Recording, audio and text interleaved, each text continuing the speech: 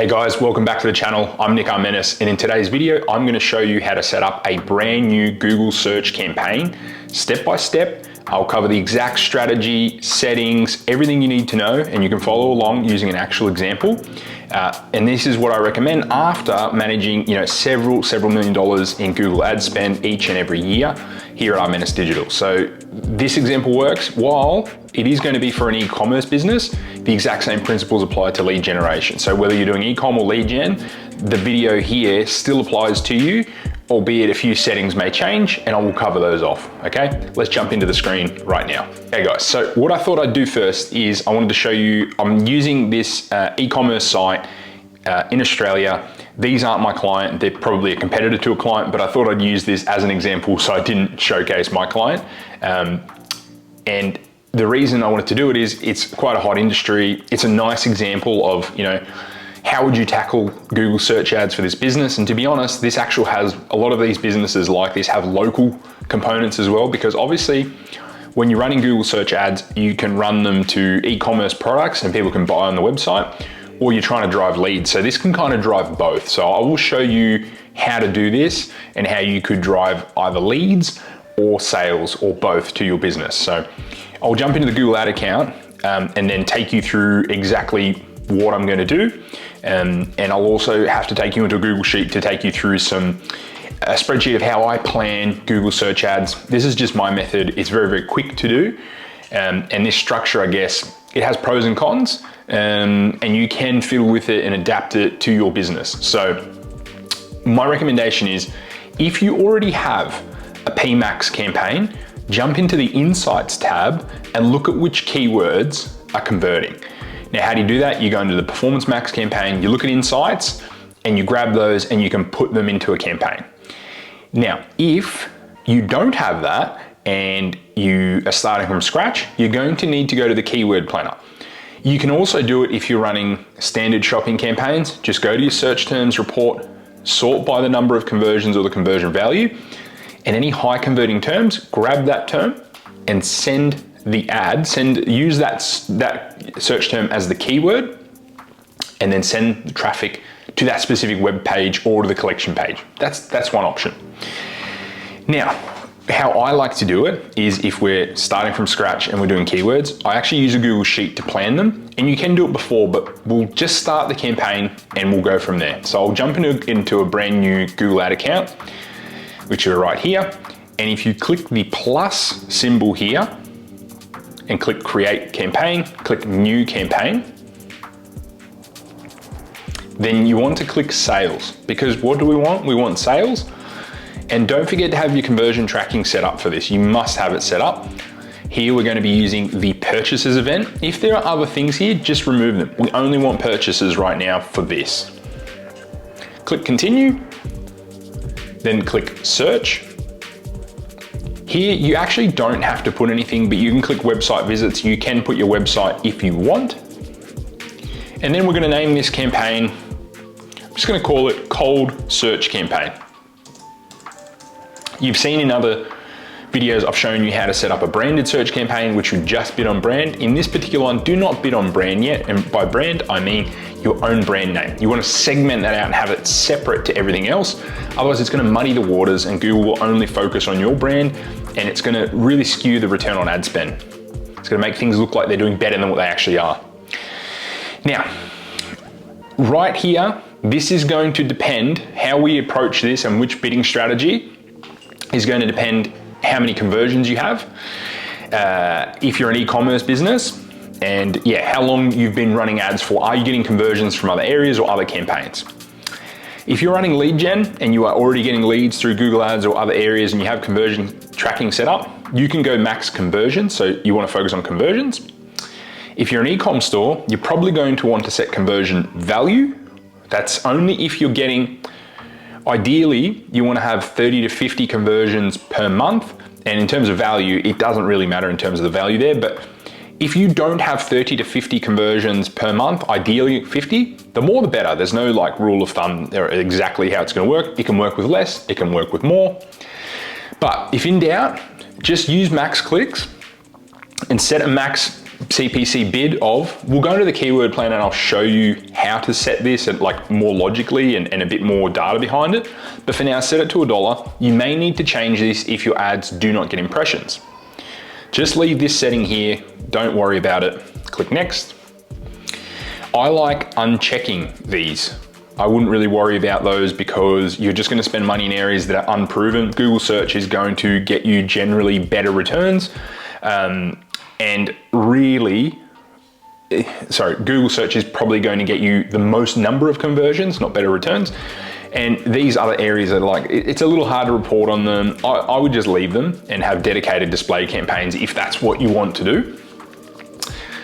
Then select your location. Now, here's the bit where if you're a local business, you are gonna wanna pay attention. And even if you're not, always select here where it says target, not presence or interest, just go presence, because this is gonna hit people in or regularly in your targeted locations, not people in regularly in or who've shown interest. Because that might be someone in another country where you don't ship to, searching for that area, because maybe they're coming back or whatnot. But if you're not actively selling to that country where they are, do not select that. A lot of the time, people have that selected and it doesn't tend to lead to good outcomes.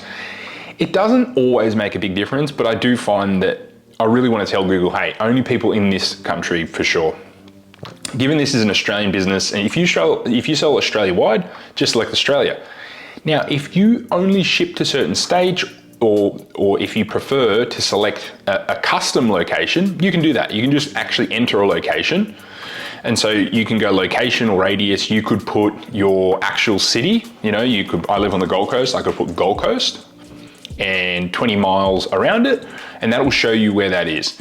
Now you can also put, if you're a local business and you're trying to drive conversions to your actual store, or you're trying to drive lead gen conversions, or you only want to target ads to an area where you can ship very quickly, you could just select your actual location. Like this one is Pedal. I'm not sure if that's the one, but if you have your Google My Business linked, it will actually tell you if this is the location, right? And it will actually just pin around the shop. And you might go, I don't want to go 20 miles around, I only want to go 5.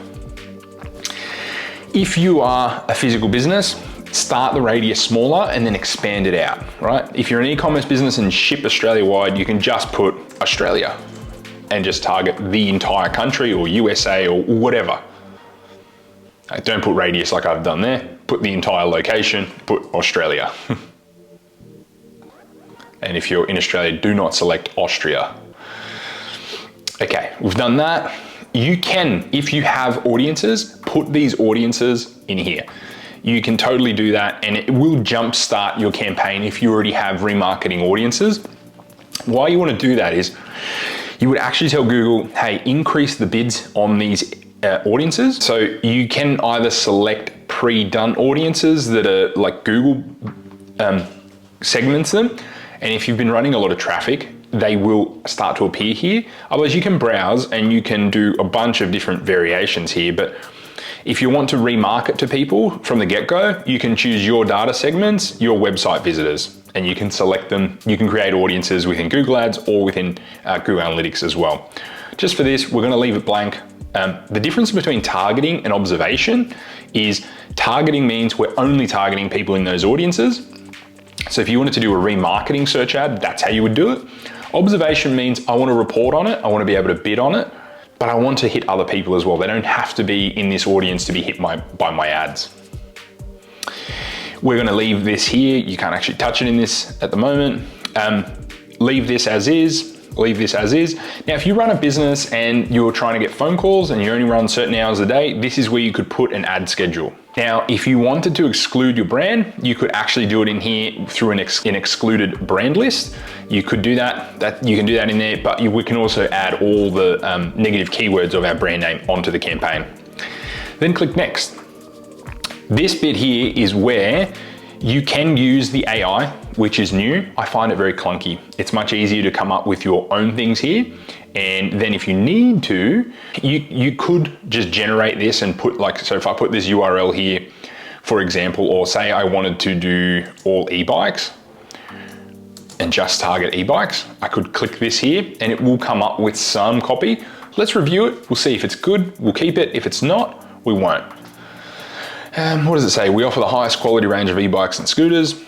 Yeah, I think it's a good starting point. I mean, it's kind of only mentioned a few bikes, but it's okay. Let's see how we go. We can click generate and we can see. And we might call this ad group AI generated. So electric bike, e-bike. It's given us like 5 really broad search terms and keywords here. So e-bike, electric bikes for sale, e-bike shop, mountain bike. Now, this is probably where we should cover off match types as well. This right now is, if we were to just put this in, would be classified as broad match. Broad match means that literally anything relating to these search terms here will trigger the ad. So it could be anything from like moped, scooter, anything that Google kind of loosely associates with e-bike is going to be triggered by the ad. This is okay when you're either prospecting, like trying to find keywords, or if you have a lot of conversion data, broad match works really, really well. If you can dedicate a good amount of budget and you've got good conversion data, or you're planning to collect it and you're confident in it, broad match can work well. If you were just starting out, I would suggest, grabbing this and actually putting it in as either phrase match, which is this. So phrase match is putting the quotation marks around the keyword. This means that only phrases containing this will come up. So it might come up for e-bike for sale, like we've got there. It might come up for what is the best e-bike in Australia, but it also might trigger, what's the problem with e-bikes? Like that could be, your ad could come up for things like that. So phrase match is a little broad. The problem is when you go for a broad match, the cost per click tends to be the lowest, obviously because it's not as, not as high quality. People aren't, ready to buy as much. They're not as far down the funnel. Phrase match is a little cheaper, again, because it's a little less broad. And then when we go down all the way to exact, this is where we're paying the top dollar for our square brackets around, but this will only trigger for e-bike and then a few other variations. Exact match is not exact match like back in the day where it would literally just be that phrase that I have here. It now is a little bit broader than that, and it might come up for electric bikes, e-bikes, electric bike shop may even trigger it. Like it is quite broad, exact match. Exact match is not exact anymore, but my suggestion to you would be to actually grab these keywords here and potentially add in the exact and phrase match options. And you can just grab them, go Control C and use a tool called Ads Wrapper. And what you can do is you can come to this website here. There's lots of similar tools to this. You can add them. You can go wrap keywords and then just grab them here and go copy. Sometimes it doesn't grab them and it pastes them there. And this will give you the exact and phrase of these keywords. And now we might go e-bike, exact and phrase. I'm going to recommend you do that unless you have good conversion data, you've got a decent budget, or you're confident in, when you go broad, you are going to have to add a lot of negative keywords quite often until the AI finds your ideal customer. And it can work really well. Broad match these days works phenomenally, but my suggestion is just be careful. And if you're just starting out, just for now, try phrase and exact. And you can add another ad group or another campaign that goes broader down the track. Now, while we're on this point here, before we get to the actual ad copy and how to map the actual ad out, I want to show you how I go about creating different ad groups, because I think it's important. A lot of videos don't cover how to structure your campaigns. Now, obviously at the top level, we have the campaign, then we have the ad group beneath it, and then our keywords. When should you use a campaign to separate something and when should you use an ad group? So with a campaign, you have control of the budget and certain settings as well. The most important one is the budget. When you put something at the ad group level, you have far less control, and you'll find that one ad group will tend to dominate and get most of the spend, and the other ones will get varying amounts, right? So if you want control, you want something in its own, I guess, campaign.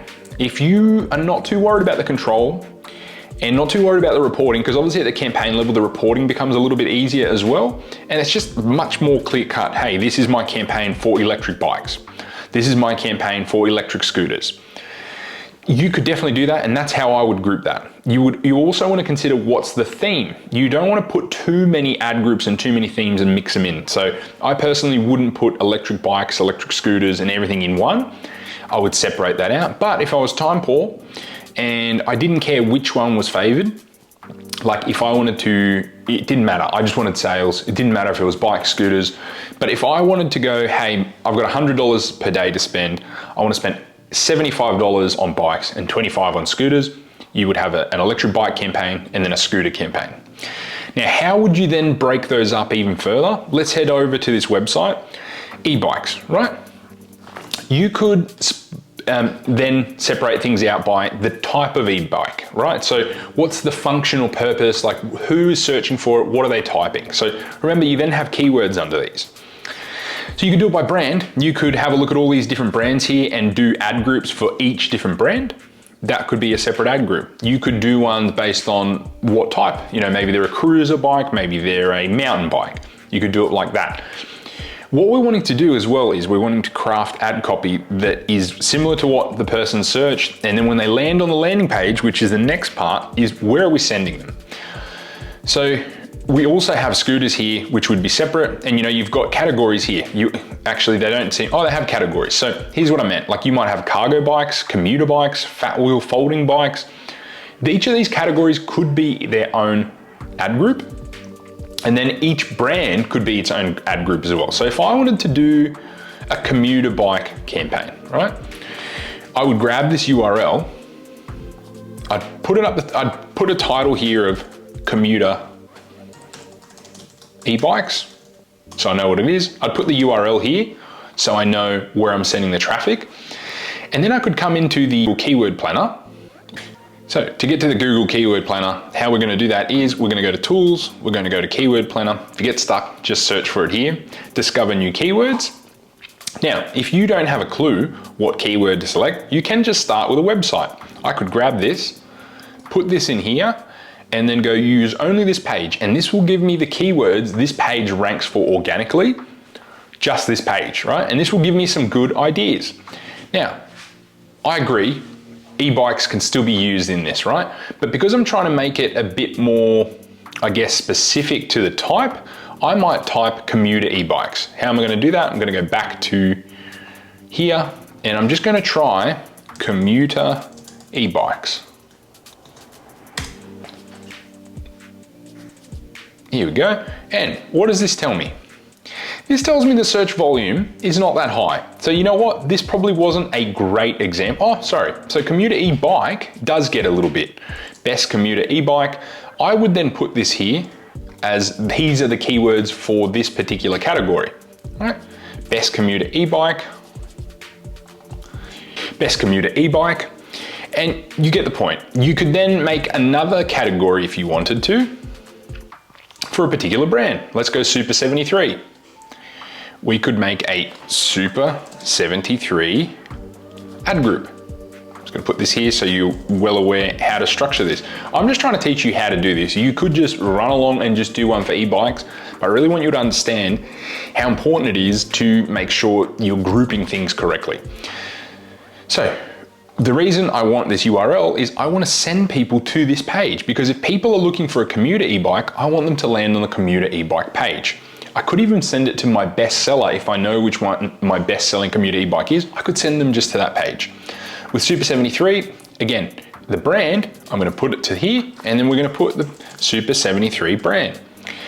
You could do it for competitors. If you have competitors, you could list your competitors, but then obviously your URL would go to your own. You're not going to send it to your competitors. Competitor one. Competitor campaigns don't always work, right? And then of course, as I said, we already have our broad e-bike, electric bikes, and the like, right? Each one of these could be their own ad group. So I'll put campaign here. These are the ad groups. So this one will be the e-bikes campaign. You might decide you want to do another one for scooters, or if you're not too fast, you could put electric scooters here, send them to the electric scooter URL. You get the point, right? We'll jump back into the ad account and I'll walk you through the next steps. I really wanted you to understand how to group things, how to make these ad groups, and also how to use this keyword planner. Have a play with this, which also shows you top of page cost per click low range, and then top of page high range. So you might pay up to $4.18 for this, or as little as 57 cents. It also tells you the year-on-year changes. As you can see, a lot of these are actually in an uptrend, which is why I like this category as well. So we'll jump back in, and here is our electric bikes ad group. Now, let me walk you through the process. Always double check your final URL, and then go here and go electric bikes. This will change here, this little ending right at the end here.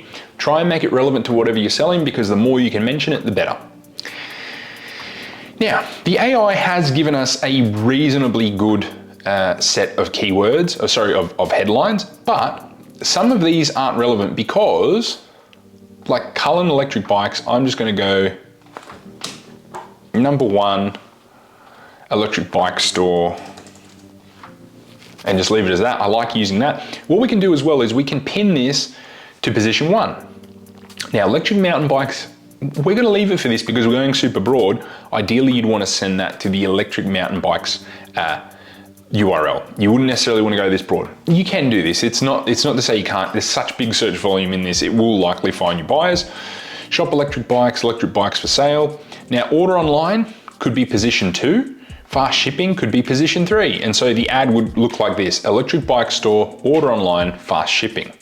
If you had a sale on now, like maybe we change this because it's a specific model, end of financial year sale on now, save, something like that. You could add some USPs for your business as well, or you could put location. Now, if you are in a particular location, you can actually type, if you put this type here, you can do a keyword insertion or a location insertion, and you can do town or city or state. For example, town or city, if you're on the Gold Coast, it would insert that into the headline, okay? And what I'm meaning by that is it will insert wherever they are into this. So if I go electric bikes, it will go Gold Coast electric bikes. All right, it can be powerful, particularly for lead gen. If you're a plumber or whatever it is, you can use this to be really super targeted. Affordable prices. I'm gonna get rid of e-bikes and scooters. Keyword as well. So if there's a particular keyword you want to insert, you can do that, or there's a countdown. So say you have a sale on, you can add that in here, right? As to when it ends. So if you have like a 5-day sale, you can use this and it will count down to the end of it, right? So start date, that's when it ends. Say it starts end of the day, right? It's only 24 hours. It's gonna tell you, you can enter when it starts and the amount of days, and then the time zone. So if the sale is in your time zone, make sure it's set to your account. If it's in the ad viewer's time zone and that's how you have it set up, just make sure you do that. But that's another option that's really powerful if you're doing a sale. So once you've done your headlines, you want to have a nice variety there. Check what it looks like up here, right? You can see, you can check what it looks like on computer as well. You can cycle through it. I'm going to click this here. And you want to see a nice amount of green in this section too, because if you're using plenty of keywords, it's going to tell you, hey, you've got a good ad, and your quality score is going to be good, and the ad score will be higher if you use the keywords you've used in your actual keywords that you've selected. Next section is your description. So Pet offers the highest quality range of e-bikes and scooters. Because it's an e-bike ad, I'll just do that at the best prices. You have 90 characters here, so obviously you can't go over that. And you can pin these to positions as well, and the rest might be wherever. Shop our range of electric bikes. Not bad, not bad. E-bikes for sale. Shop online. That one's fine. I'm gonna get rid of this one because it's a particular brand and I don't know if that's relevant. And that's it. Now you can add business name and logos in here. Site links are also powerful to add. So if you wanted to add some of these as site links, some of the brands or the different types, you could take that URL, create a site link and add it here, and it will come under the ad here. So I can actually add, I have them set up here for this particular client here. You could click that and then it would, well, sorry, this is generated some already for me. So buy pedals, and this will automatically take them to the pedal page if they click that little site link under here. I'm just gonna leave that off for now. Call outs are another one you can put in. So you can put things like free shipping, huge range, best prices. You can get pretty creative with this and just think, what would the customer want to see? Click save. And that's it. That's really all you need for the ad. Click done. You can now add more ads if you want to, but for now, let's just click next. In terms of budget, what to set. Now, there's no wrong or right way to say this. If you want to get a bit technical, you can go to the keyword planner. But if your cost per click is $1 per day and you need 100 clicks to get a sale, you're going to need to spend $100 to get a sale. If your conversion rate is higher, obviously if it's 2%, you only spend 50. Now, if you're selling electric bikes that cost thousands of dollars, that's probably fine. But if you're selling something that's $50 and you're spending 100, it's not going to work. This is how you can reverse engineer your budget though. So if you want to get 1,000 clicks per day, you need to set your budget accordingly, okay? You need to set it at $1,000. This is how you come up with a budget. Now, your cost per click might only be 39 cents, so therefore you can set it a lot lower. My suggestion to you would be to start at a lower budget, maybe $20 per day for something like this, 30, 40, 50. If you have a bigger budget, go for it. But if you're just starting out, don't do too big of a budget. Click next, publish the campaign, let it run for a minimum of 7 days, 14 days ideally, and start checking it. Periodically, you don't necessarily need to make any changes. I would actually just leave it, particularly if you're doing max conversions. And what you're gonna do is you're gonna add negative keywords. Now, if you click publish, this campaign is now done. We don't need to do anything else for this now. One additional thing you could do is if you have a negative keyword list, which is the keywords you don't want to appear for, you can go and add that to this campaign straight away. So you go into the campaign and straight away in the negative keyword list, you can make negative keyword lists at the account level as well, add them in, and that way you will not appear for that, okay? You can also overlay some remarketing audiences as I said, and you can keep checking your other campaign types to see if you can add more search terms in there. So in terms of what you can expect in the next few days, this campaign will probably start delivering anywhere from the next few hours to a couple of days, right? Once it starts delivering, you are gonna get impressions, then you're gonna get clicks, and then conversions will come after that. So you will not get conversions probably in the first few days, do not expect it. You might, but realistically, Google's just testing to see what works for you. Particularly on a new account, it's very unlikely you're gonna get conversions in the first few days unless you have a phenomenal website selling something super unique. So don't expect a flood of sales, particularly if you only got a small budget of $20, $30, $40, $50 per day. It's gonna take time, but realistically, this is all you need to know to get started. This process, you can then adapt it to a local business, you can adapt it to different types of products, you can get creative, and at the end of the day, just test, right? That's all you can do is test new things, try new angles, try new ad groups and different keywords, and over time you'll get really good. The next video I'll do on search, I'll do on optimization and how to actually run these. So if you do need help with your ads, I'll leave a link below. Click there and I'll help you. I'll take a look at your ad account and see if we can work together.